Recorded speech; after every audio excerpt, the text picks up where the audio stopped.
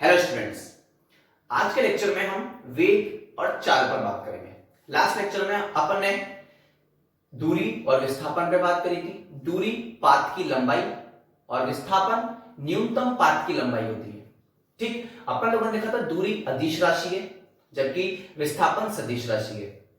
दूरी सदैव धनात्मक होती है किसी भी गतिशील कण के लिए दिए गए समय अंतराल में, जबकि विस्थापन धनात्मक हो सकता है, ऋणात्मक हो सकता है, शून्य हो सकता है। इसी में अपन एक कदम और आगे बढ़ते हैं। अब आप बहुत ध्यान से देखना कि अपन ने क्या देखा था कि एक निकाय बिंदु ए से बिंदु बी प्रारंभिक स्थिति से अंतिम स्थिति पे जा रहा है।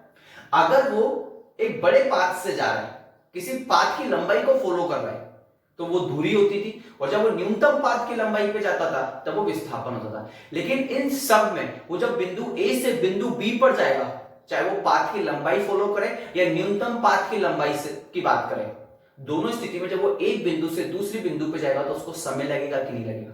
तो ऐसी स्थिति में अपन क्या देखते हैं कि किसी भी निकाय द्वारा, ठीक ना, किसी भी दूरी को तय करने में जो समय लगता है, क्योंकि समय लगेगा, तो ऐसी कंडीशन पर अपन क्या देखते हैं कि किसी भी निकाय द्वारा किसी भी दूरी को तय करने में जो समय लगता है उसको चाल बोलेंगे, और किसी भी निकाय द्वारा न्यूनतम पाथ की लंबाई को तय करने में जो समय लगता है उसको अपन क्या बोलेंगे बेटा, वेग बोलेंगे। मतलब अपन यहां पे क्या देखेंगे कि दूरी और विस्थापन में समय के साथ जो परिवर्तन होगा उस परिवर्तन को ही अपन वेग या फिर चाल बोलेंगे।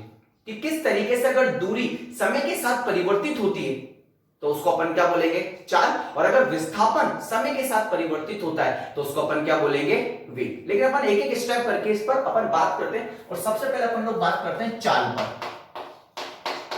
स्पीड पर।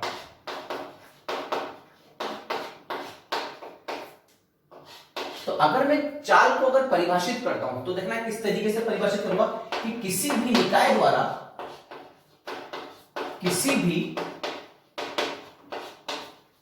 द्वारा एकांक समय में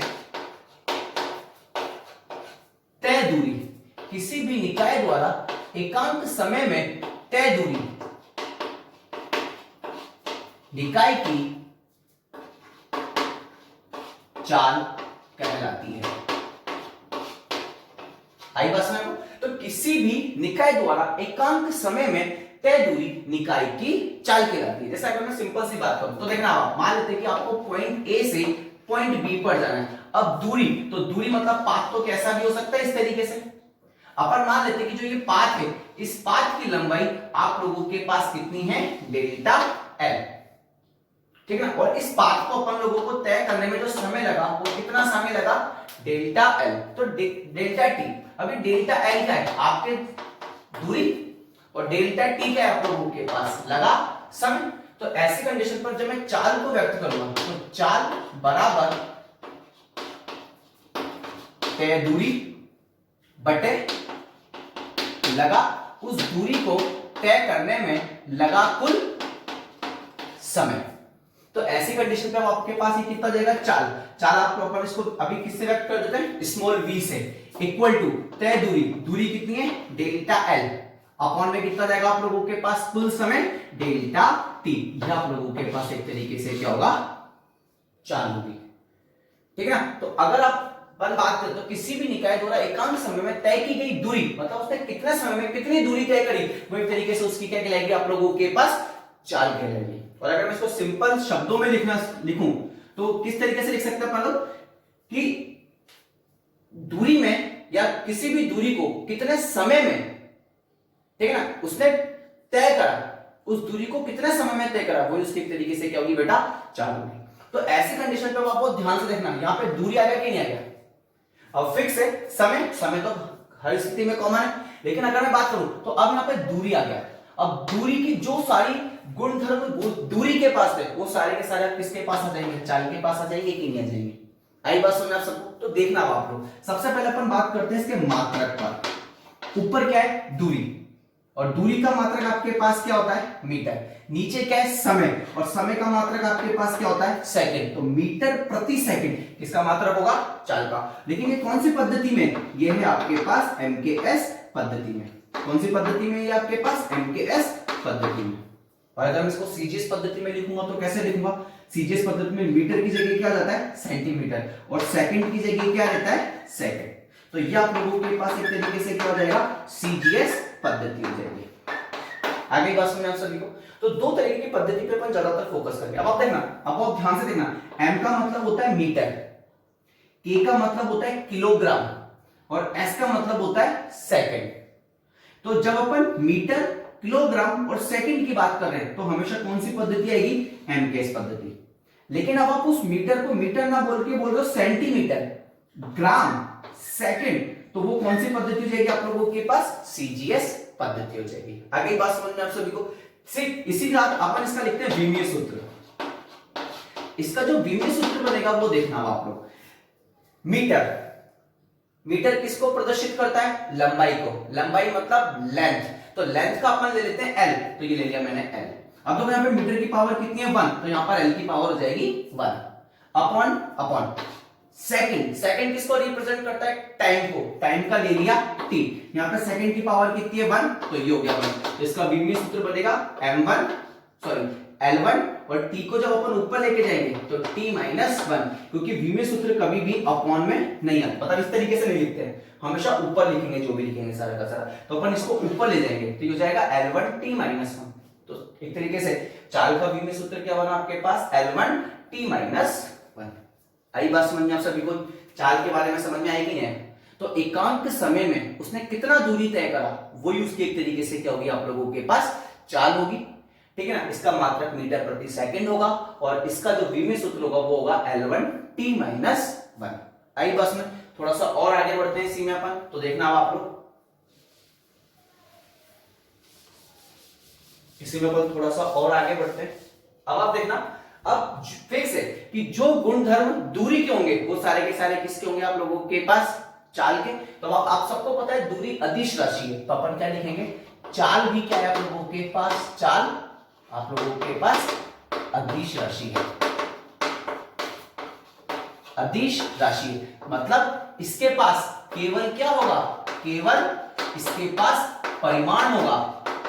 केवल क्या होगा? परिमाण होगा, दिशा नहीं होगी। आई बस में? तो अपन बोलेंगे कि चाल एक अदिश राशि है, इसके पास केवल परिमाण होगा, दिशा नहीं होगी।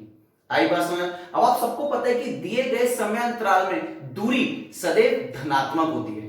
दिए गए समय अंतराल में दूरी सदैव धनात्मक होती है, तो वही चीज यहां पर है। तो दिए गए या किसी भी गतिशील कण के लिए, ठीक है ना, चाल सदैव क्या होगी?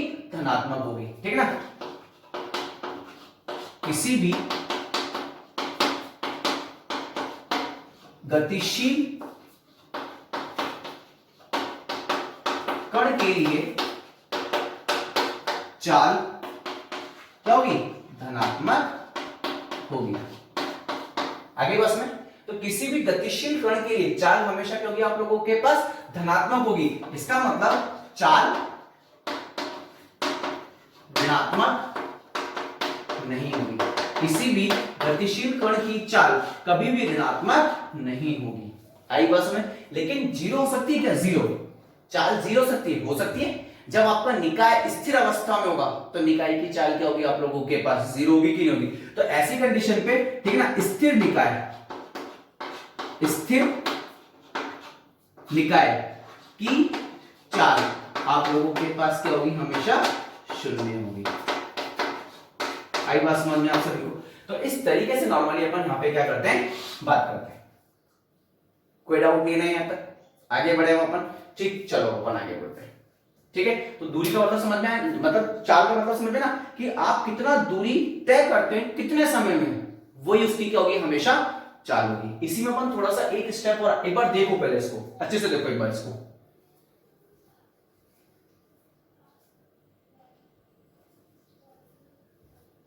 नेक्स्ट देखना आप लोग।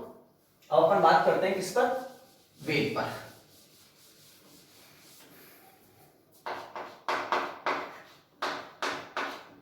वेग इट मींस वेलोसिटी। अब वेलोसिटी को अपन नॉर्मली किस तरीके से परिभाषित करेंगे? यहां पे विस्थापन आएगा। अब वो विस्थापन आप कितने समय में चल रहे हैं वो एक तरीके से आपका क्या होगा, एक तरीके से वेग होगा। तो इस तरीके से अगर अपन बात करें तो इसको सबसे पहले अपन यहां पे देखना, अपन लोगों ने लास्ट लेक्चर में विस्थापन सदिश को व्यक्त करा था, विस्थापन सदिश। और जो विस्थापन सदिश था उसको अपन लोगों ने लिखा था एक तरीके से स्थिति सदिश में जो परिवर्तन होता है वही आप लोगों के पास एक तरीके से विस्थापन सदिश होता है। और उसको अपन लोगों ने फॉर्मूला दिया था delta r vector equal to r final minus r initial, अंतिम माइनस प्रारंभिक स्थिति सदिश। ये आप लोगों के पास एक तरीके से क्या था, विस्थापन सदिश था। आगे पास में तो आप बहुत ध्यान से देखना, अब ये विस्थापन मान लेते हैं कि कोई भी कण है ए से बी जा रहा है। अब आप बहुत ध्यान से देखना, जो भी विस्थापन की बात कर रहा हूं तो न्यूनतम पाथ लूंगा कि नहीं लूंगा, न्यूनतम पाथ। यही तो आप लोगों के पास एक तरीके से क्या होता है, विस्थापन होता है कि नहीं होता है। और ये विस्थापन आप कितने समय में चल रहे हो वही आपके पास क्या होगा, वेग होगा कि नहीं होगा। तो ऐसी कंडीशन पे जब मैं वेग को परिभाषित करता हूं तो मैं क्या लिखता हूं, ठीक है ना, विस्थापन सदिश, विस्थापन सदिश में परिवर्तन की दर, ठीक है, विस्थापन सदिश में परिवर्तन की दर निकाय का वेग कहलाती है। आई बात समझ में आप सभी को। तो ऐसी कंडीशन पर अगर मैं बात करूंगा वेग, तो गणितीय रूप देते हैं इसको अपन, तो वेग बराबर आप लोगों के पास क्या हो जाएगा, विस्थापन सदिश, विस्थापन सदिश, या इसको अपन विस्थापन सदिश में परिवर्तन की दर ना लिख के अपन इसको स्थिति को थोड़ा सा करेक्शन करते हैं बेटा एक बार, अपन इसको लिखते हैं स्थिति सदिश, क्योंकि विस्थापन सदिश ना लिख के अपन इसको लिखते हैं यहां पर स्थिति सदिश में परिवर्तन की दर। कि स्थिति सदिश में जो परिवर्तन हो रहा है, ठीक है ना, स्थिति सदिश में जो परिवर्तन हो रहा है, अब वो डेल्टा आर तो होता आर एफ माइनस का आर आई, तो स्थिति सदिश अपन इसको एग्जैक्ट लिखते हैं, स्थिति सदिश में परिवर्तन की दर आप लोगों के पास क्या कहलाएगी, उस निकाय का वेग कहलाएगी। तो अपन इसको किस तरीके से लिखेंगे, वेग इक्वल टू विस्थापन सदिश बटा लगा कुल समय। अब विस्थापन सदिश को कैसे लिखोगे आप लोग, तो देखना, तो वेग बराबर विस्थापन सदिश हो जाएगा स्थिति सदिश में परिवर्तन बटा लगा कुल समय। यही आप लोगों के पास एक तरीके से क्या होगा, वेग। तो वेग तो अपन इसको लिखते हैं v सदिश रूप में लिखने के लिए v वेक्टर लगा देते हैं अपन, तो v वेक्टर इक्वल टू आप लोगों के पास जाएगा स्थिति सदिश में परिवर्तन, और वो कितना है आपके पास, डेल्टा आर अपॉन में कितना जाएगा आप लोगों के पास, कितना समय लगा, मान लेते हैं डेल्टा टी। तो अपन इसको किस तरीके से लिखेंगे, r final minus r initial upon में डेल्टा टी। यही आप लोगों के पास क्या होगा बेटा, वेग होगा। तो स्थिति सदिश में परिवर्तन जो होता है आप लोगों के पास, परिवर्तन की जो दर होती है वो उस निकाय का एक तरीके से क्या कहलाता है, वेग कहलाता है। आई बस में, या फिर कोई भी निकाय एकांक समय में, ठीक है ना, एकांक समय में कितना विस्थापन तय कर रहा है या कितना विस्थापित हो रहा है, वही उस निकाय का एक तरीके से क्या होगा, वेग होगा। तो अपन ने एग्जैक्ट डेफिनेशन, क्योंकि अपन लोगों ने विस्थापन सदिश की जब बात करी थी तब मैंने आपको बोला था कि अब आपको विस्थापन के बारे में कोई भी बोले कि न्यूनतम पाथ की लंबाई याद नहीं रखना है, अब आपको विस्थापन किस रूप में याद रखना है, स्थिति सदिश में परिवर्तन के रूप में याद रखना है। तो अब अगर मुझे पता लगे कि विस्थापन क्या है, विस्थापन है स्थिति सदिश में परिवर्तन, तो अब ये परिवर्तन कितने समय में हुआ, मतलब परिवर्तन की दर, परिवर्तन की दर। तो इट मींस अब आपका विस्थापन किसके साथ बात कर रहे हो, आप समय के साथ बात कर रहे हो, तो वो किस में बदल जाएगा, वो आप लोगों के पास वेग में बदल जाएगा। तो वेग इक्वल टू कितना हो जाएगा, डेल्टा आर वेक्टर अपॉन में डेल्टा टी। आगे बस में तो फिक्स है कि जो सारी की सारी प्रॉपर्टी, जो गुणधर्म विस्थापन रखता है, अब कौन रखेगा, वो आप लोगों के पास वेग रखेगा कि नहीं रखेगा। चले अपन थोड़ा सा आगे देखना है इसमें, एक बार देखो पहले इसको जल्दी से देखो, ठीक। तो देखना आप इसमें थोड़ा सा और आगे बढ़ते हैं अपन।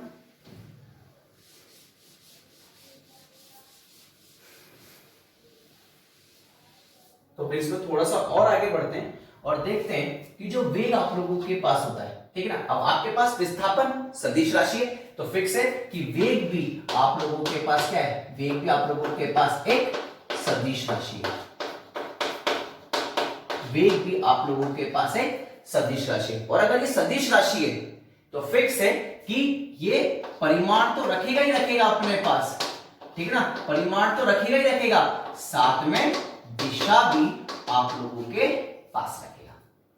आई बस में, तो अपन को पता लगे कि वेग एक सदिश राशि है, इसका मतलब ये परिमाण के साथ साथ क्या करेगा, दिशा को भी व्यक्त करेगा। आई बस में। नेक्स्ट, अब आप सबको पता है कि अपन लोगों ने एक पॉइंट पढ़ा था, दिए गए समय अंतराल में विस्थापन धनात्मक भी हो सकता है, ऋणात्मक भी हो सकता है और शून्य भी हो सकता है। तो यहां पे भी वही बात करेंगे, ठीक ना, कि किसी भी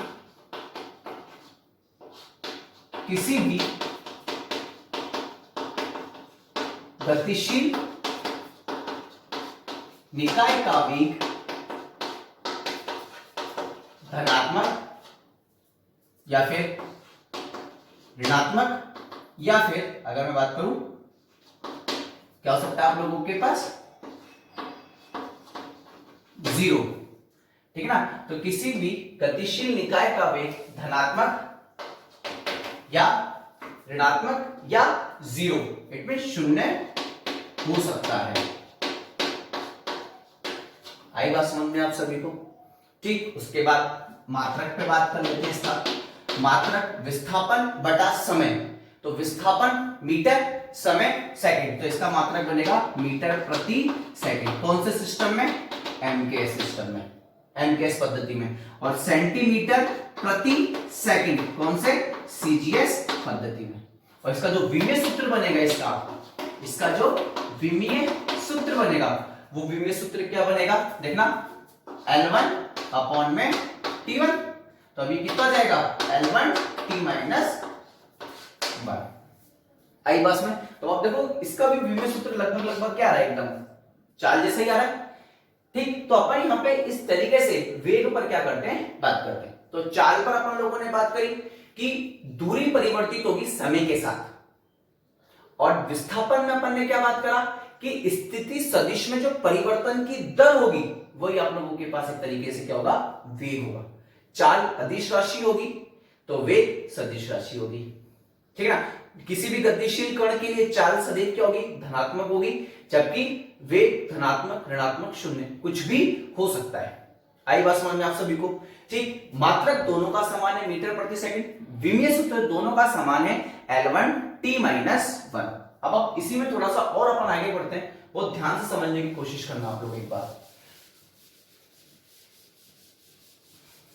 ठीक। अब देखना, नॉर्मली जब अपन ये चैप्टर डिस्कस करेंगे ना, तो अभी अपन एक विमीय गति पढ़ रहे हैं, तो कोशिश करते हैं अपन की जो पार्टिकल होता है वो हमेशा एक सीधी रेखा में चलेगा, ठीक। और जब वो एकदम सीधी रेखा में चल रहा है, ठीक है ना, मान लेते हैं कि कोई भी एक कण है, कोई भी एक पार्टिकल है, कोई भी एक निकाय, वो एकदम, बहुत ध्यान से सुना, एक सीधी रेखा में चलता है, ठीक है ना, एक स्ट्रेट पाथ में मूव करता है हमेशा, ठीक है ना, एक सीधे पाथ में चलता है।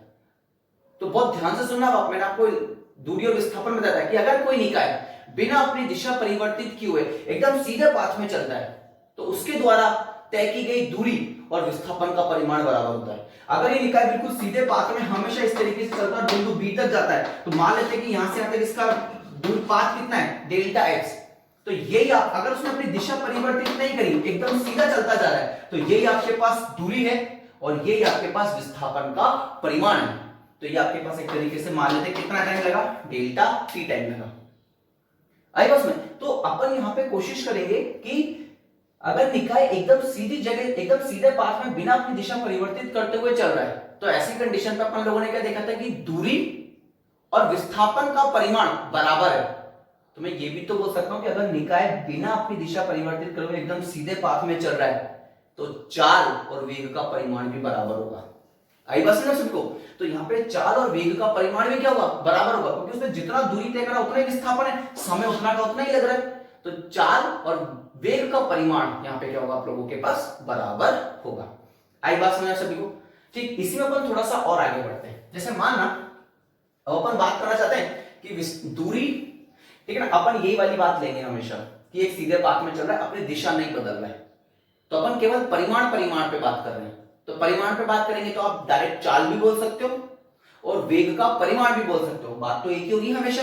तो आप वो ध्यान से देखना। मान लेते हैं कि एक निकाय है, ठीक है ना, वो ए से बी बिल्कुल सीधा जा रहा है, प्रारंभिक स्थिति से अंतिम स्थिति, ठीक है ना। ये उसकी प्रारंभिक स्थिति हो गई और वो यहां तक एंटर जा रहा है, अंतिम स्थिति ये मान लेते हैं अपन इसमें। तो देखना होगा वो इधर से जा रहा है इस तरीके से,